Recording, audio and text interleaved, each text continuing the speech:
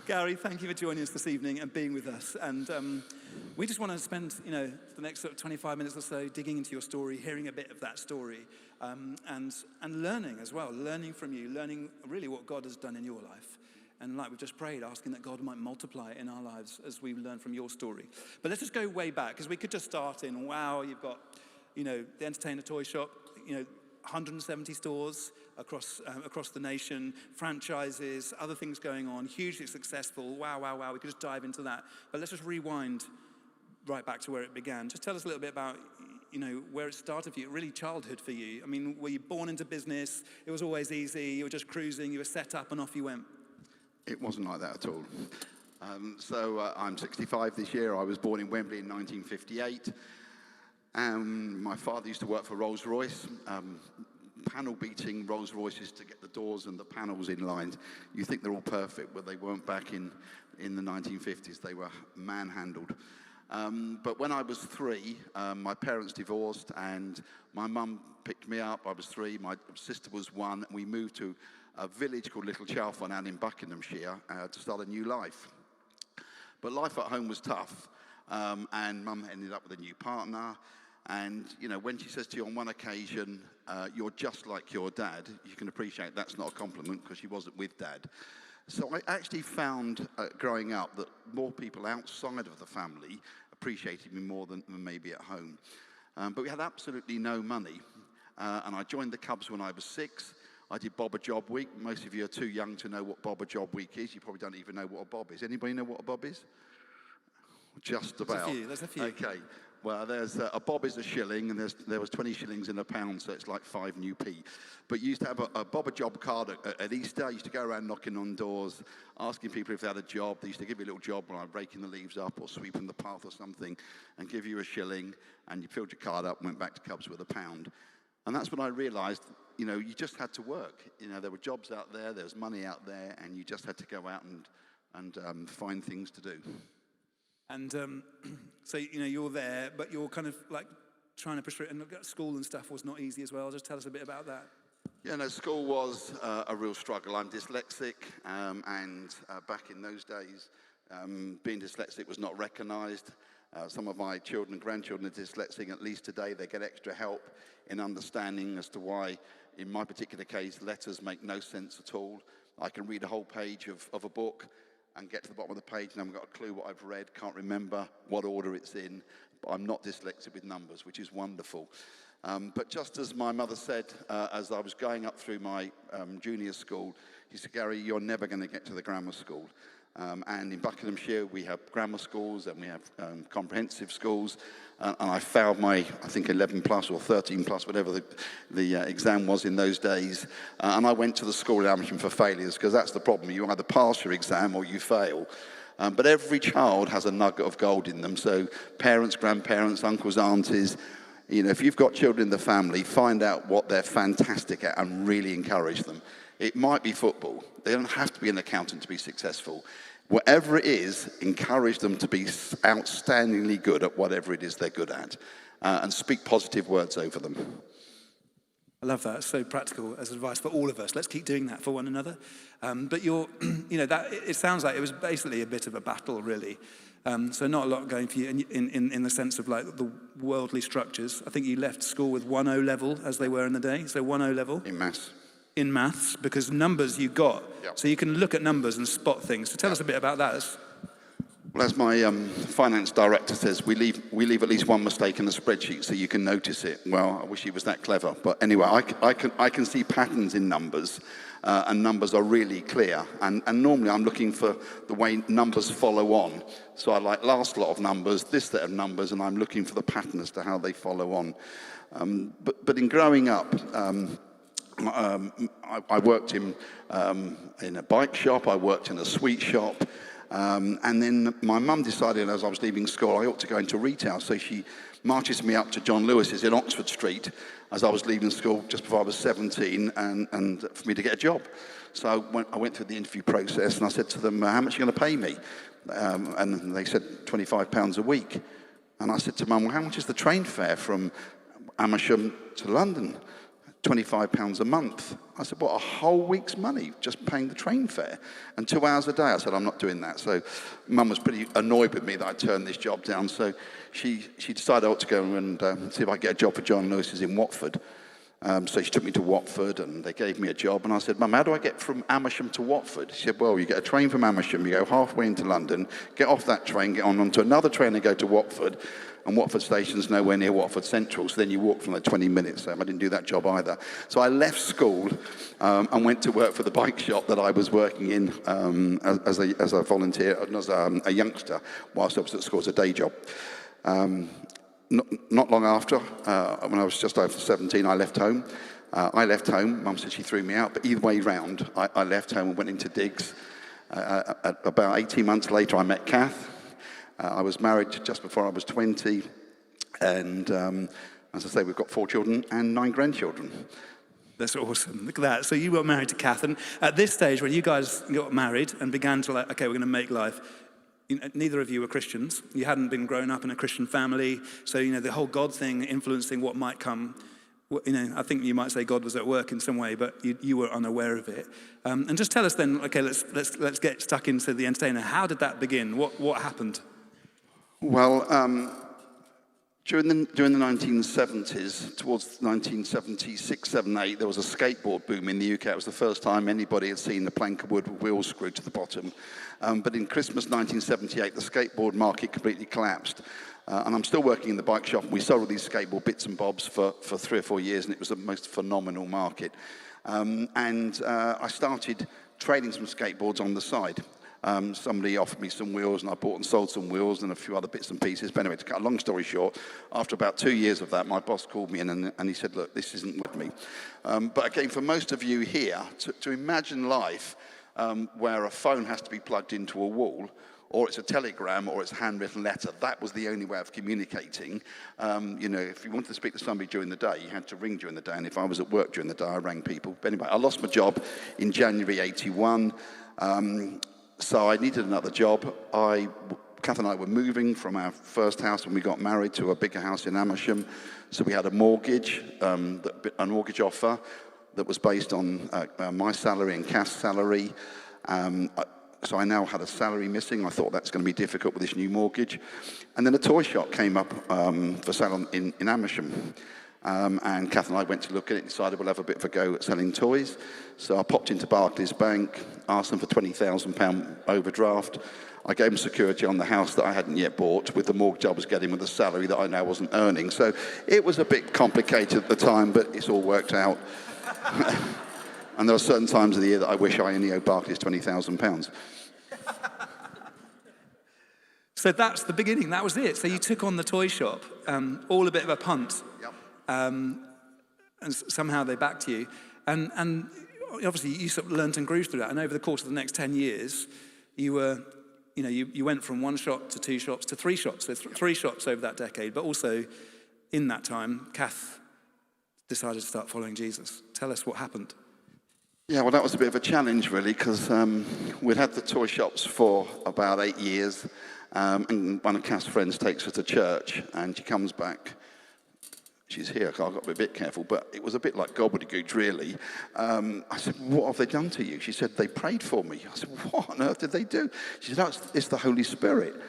And I thought, you're bonkers, this is really stupid. But the thing was, I did RE at school. They never mentioned that. In fact, actually, RE at school, I thought the whole thing was a bit of a history lesson.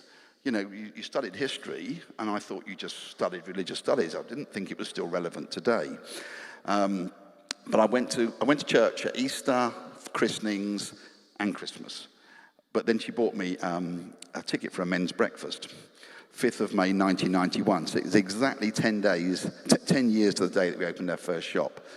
So I went to this men's breakfast, and the speaker was just talking about a relationship with Jesus. And he was talking about that God wanted the best for each one of us. He knew us by name. His love for each one of us is completely unconditional. And it's really personal. And that is not what I got taught at school. So I left that men's breakfast on that Saturday back to work, because Saturday's the busiest day of the week. So if you want to earn money, you spend all day Saturday working the customers that you've got. But it really, really challenged me about what this guy had said, and there was an element of peace about him. But as I'd left the men's breakfast, I said to him, "Where you come from?" He said, "I'm from a church in Chorley Wood."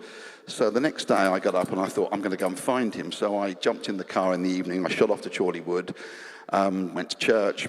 Guy on the door was one of my reps, sold me children's jewellery. I thought, I'll sit at the back. I don't know any of these people here. In fact, I was 33. I'd never been to church ever in my life by myself before. But by the time the service started, I was sitting at the back by myself. I'm now completely crammed in with everybody all around me. And the lady jumped up and she said, "I've got 3 pictures." And now I'm confused because I've never been to church. I didn't understand what pictures were. But the first one was of a small sailing boat on the high seas, and it can only go in the direction that the wind and the tide will take it. No engine, no motor. And the second picture was a big adjustable monkey wrench and nuts and bolts and springs and something wanted to be released. And the third picture was a whole row of railway arches completely blacked out, and somebody was inside too frightened to come out. And those pictures mean nothing to me now. They meant nothing to me then. But I just burst out crying. I spent an hour and a half crying at the back of church with all these people around me. So you can imagine how I felt when they said, "We're going to do the peace now. Would you like to shake hands with everybody?" I thought, absolutely not. But anyway, I couldn't get out, so I was stuck. So I had to say hello to everybody. But I experienced that night a peace that I'd never experienced. I'm not a peaceful person, and Kath can testify to that. I'm an energetic person. I ran my diary full of all sorts of things. But something changed, and I describe it as God got me that night.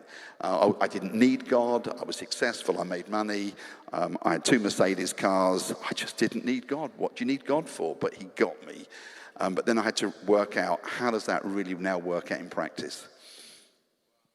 Amazing moment. And maybe some of you here this evening, I know some people made commitments to Jesus for the first time last week, but you may be sitting here thinking, "Oh God, I think you want to move into my life." Maybe you can't even explain it. Maybe you don't know what the pictures are about, what this was about, but there's something going on in you right now. I just want to encourage you, lean into that, because he does incredible things, and it continued for you and Kath. Suddenly, it didn't happen overnight, I'm sure, but quite a few significant changes then suddenly happened. And how did you face now? How do I connect my faith and my work? What's going on? Well, before I became a Christian in October of 1990, a lady came into our shop in Hammersmith, asked for me, and said, "I want to talk to you about your window." And I knew what was coming because it was Halloween and my window was filled up with witches and all sorts of masks and gloves and blood and you name it. And she said, "Gary, why are you encouraging children to play with darkness?" I said, "I'm not. It's just good fun. And by the way, I'm a retailer. I buy things for one price. I hope to sell it for more. And that difference is called a profit, and that's how I pay the bills." And just as she was about to leave, she said to me, "Gary, but if you stop selling Halloween, the Lord will replace your lost business in other ways." And I laughed at her. I thought she was completely bonkers. So I then became a Christian in the May, and I thought, "Gary, what are you going to do about the Halloween? The Lord replaced your lost business in other ways." And I still thought that was a bit of a joke. But anyway, that October 1991, we didn't stock Halloween in any of our 3 shops. And it was one of the biggest increases in turnover months we've ever had. And that really got me on a journey, because God showed me a very early stage of my Christian journey, what it says in Samuel: "Those that honor me, I will honor." And if you do something with the right motive, the right heart, God is on your side, because he does want the best thing for us. So the 3 areas that have had the biggest impact on our business by being a Christian. Firstly, around the area of honesty. I've had to be more honest in business. There's no wheeling and dealing with the reps and credit notes and all the other sorts of things that used to be going on. I had to straighten up my act in the area of honesty, and I can generally stand here and say honesty pays.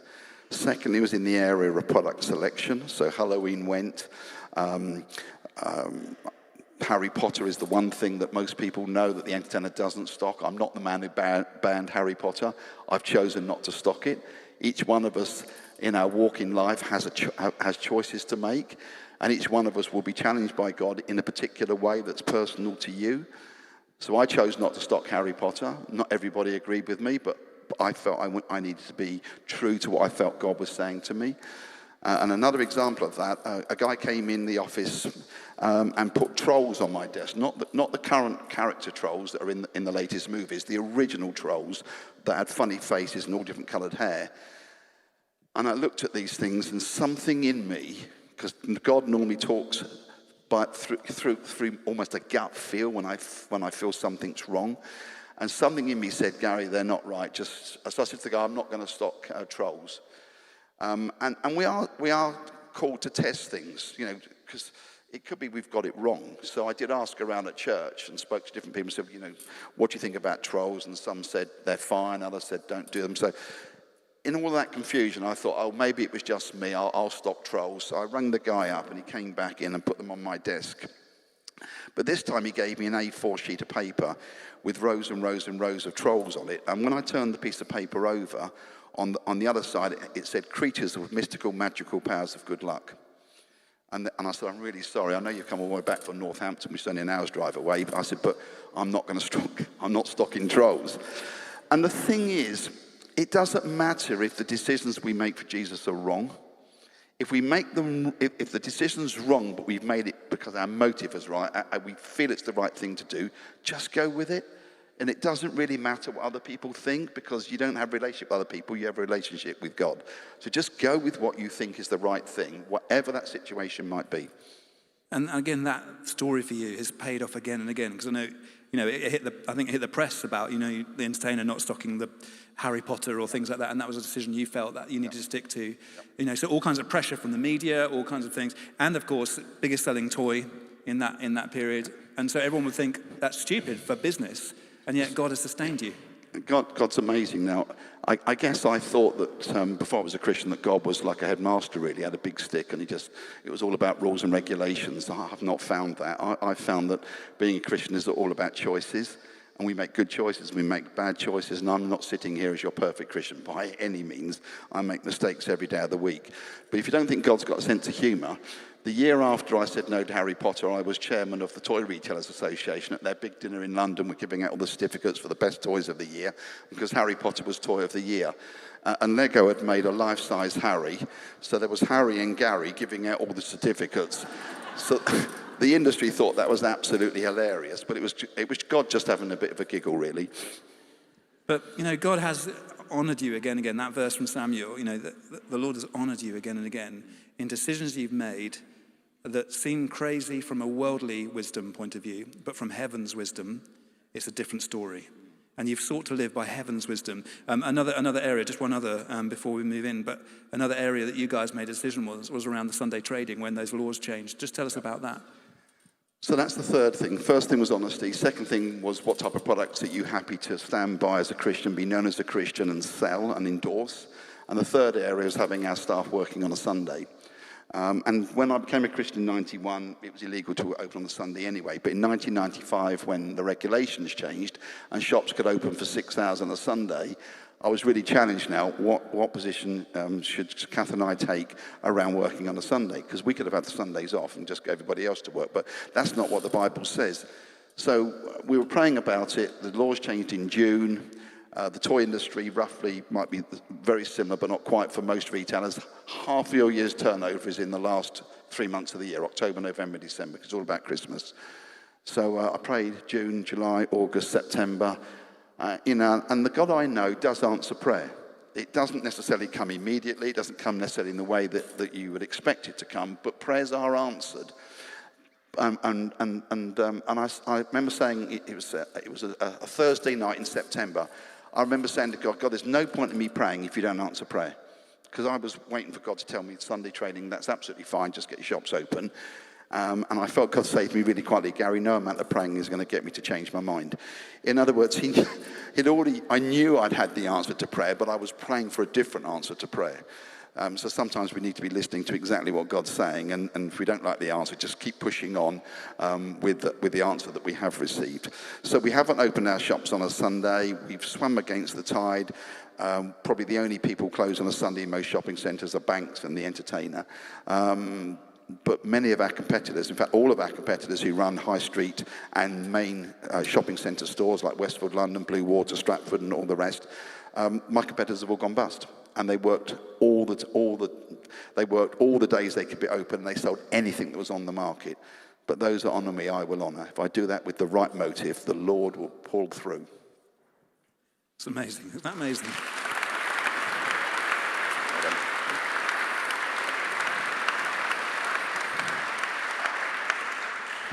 You've said several times, like, you've sort of sensed God saying something to you, or you've heard something in your gut. And for those of us who are sitting here now thinking, okay, what does this mean for me in my workplace? How am I going to live differently? Or how do I listen to what God is asking me to be obedient in? It may not be the things that he's required or asked for obedience from you. It might be different things. But how do people hear God? How does somebody tomorrow morning, Monday morning in my workplace, how do I hear God? Good question. I don't know. The thing is, we're all different. We'll all hear God in a completely different way, but God knows you by name and he will speak to you in a way that you'll understand. And therefore, it's down to you to be communicating with God as best you can. But when you get that feeling or something you see or a prompt, how does God get my attention? I normally see things twice. I might see something on a billboard, and then I'll see it as a street name, and God's got my attention, because that's just how over the years and when God gets my attention, he's normally trying to say something. I was in Jersey about 5 or 6 years ago, and the pastor of St. Helier, the capital, if that's what you call it, a small town, he said to me, would I speak at their minister's prayer breakfast? And without thinking about it, I said yes. And then I thought, oh, Lord, what am I going to say to them? So he said to tell them about rig. I said, what's rig? And I think some of this is really relevant because you are a younger congregation, lots of you. Something is really important. He said, so the first thing is reputation. Your reputation is your personal reputation. Whatever it is you do, whatever it is that you are instructed to do, if that goes wrong, it's not your company's reputation that's damaged, it's your own personal reputation. And some of you might be called to be making difficult situations. You might be put in difficult situations. You might be asked to do things that would compromise your reputation or your values. And God will give you the strength to say, I'm really uncomfortable in doing that. If you want that done, you'll have to give that to somebody else. Now, I'm not asking some of you to get yourself fired. There is a balance, but would you rather be fired and have your reputation intact than have your reputation destroyed that's taken you years to build up and lost in a few minutes? So reputation is critical. So I would encourage each of you as youngsters, hold on to your reputation, guard your reputation.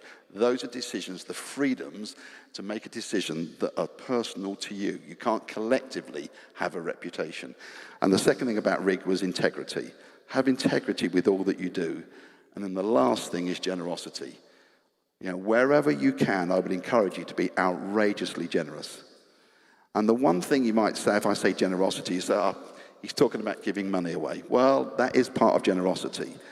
But each one of you have got different skills and talents. Those of us that are older might have some knocks of life, but we've got wisdom. And therefore, we can spend time with younger people, encourage them, pass on the baton, so that they themselves can make a difference in their life. But some of you have got strength, some of you have got free time in your hands, some of you have got an elderly neighbour that just wants you to put the head around the door and say, how are you? Just a friendship. That's generosity with your time. And then thirdly, be generous with what you own, whether it be your car, whether it be something you can do with what you own. So generosity comes in different ways. And what I don't think God is saying to any of you, get yourself into debt to be generous. That is not what I think he's saying. So there'll be times of your life when it's really tight and you've got to be cautious.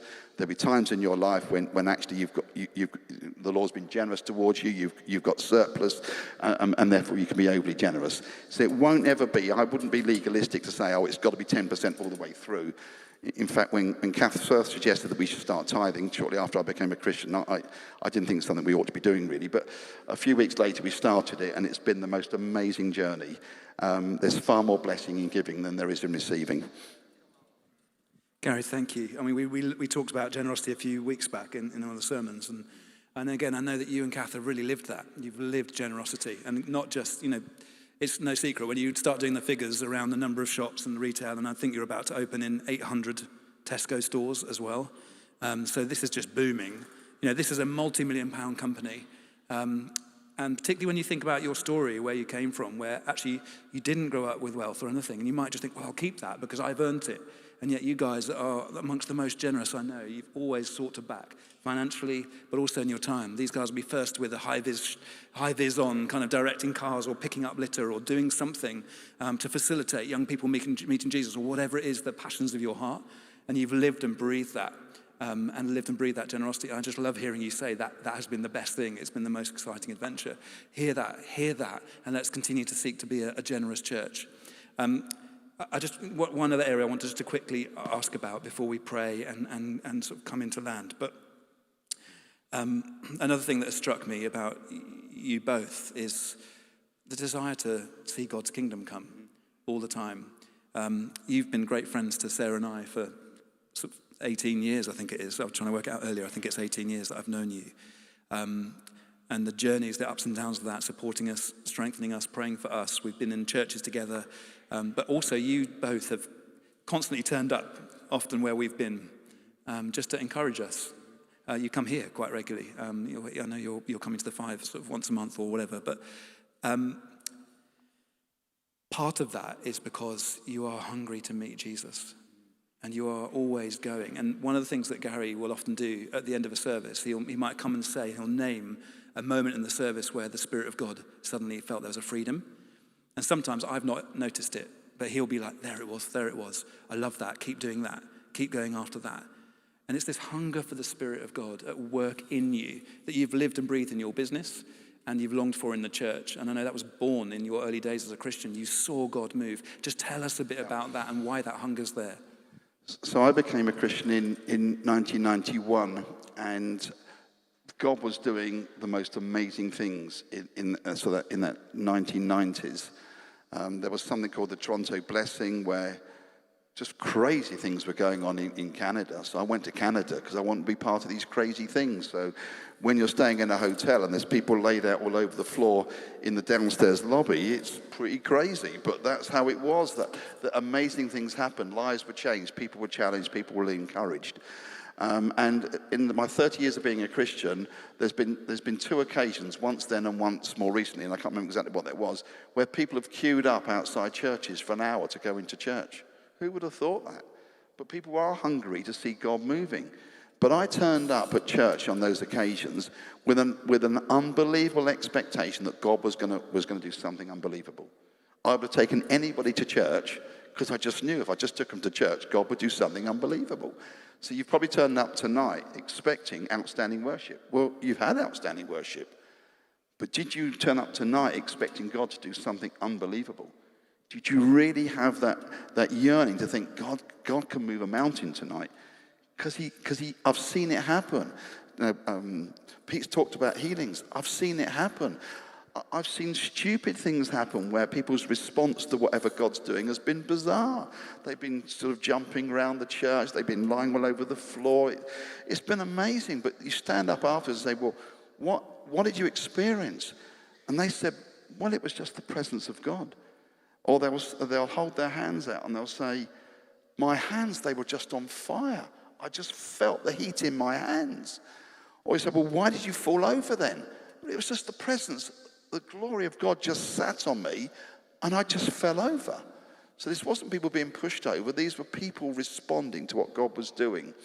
So when you start off your Christian life seeing that, and in a church in Chorley Wood where really high-flying professional people were giving up their jobs to go into the ministry, where young people were going up and going off to be ordained and going off to do this. And you think, why are people, wow, what?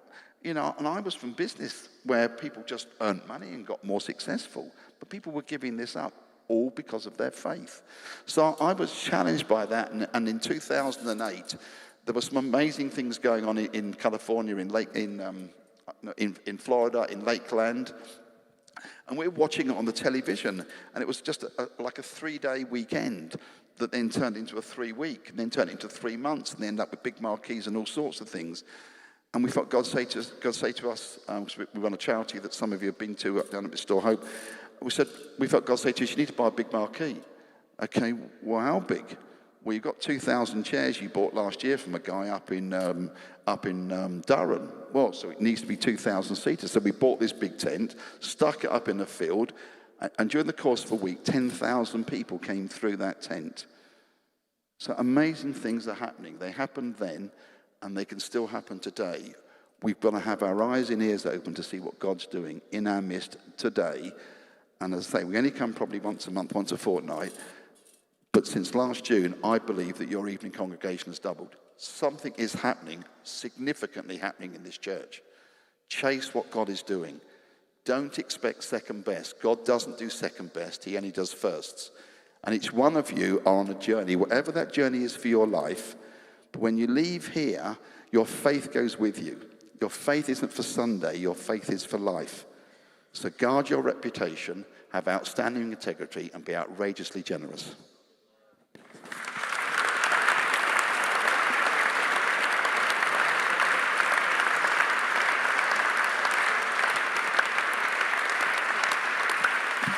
Why don't we stand together? Let's just stand for a moment.